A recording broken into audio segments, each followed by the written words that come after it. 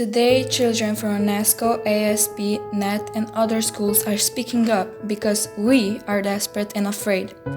UNESCO and the United Nations promised us that we would be safe and supported as we grow, yet today we do not feel safe. Many countries are at war. Even where there is no war, the feeling of safety is fading. That is why we are calling on you, adults, to stop all wars. Natural disasters alone already threaten our planet. We also demand security and trust among all people across the globe. We, the children of the world, are warning you. This cannot go on. We see what's happening. We know things are heading to the wrong directions. It has gone too far. We fear for our lives and our future.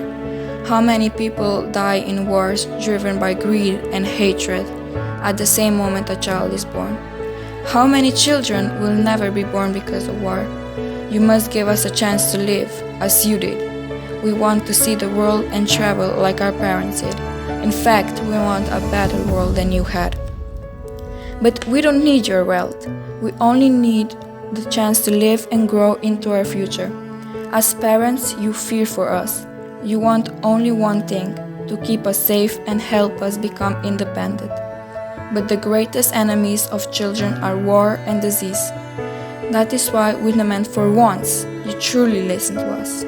Parents and all those shapings today's world, listen to your daughters and sons. We are not speaking about one war. We are speaking about all wars, climate change, disasters, illness, hunger, and everything caused by human greed and hate. About the peace we demand.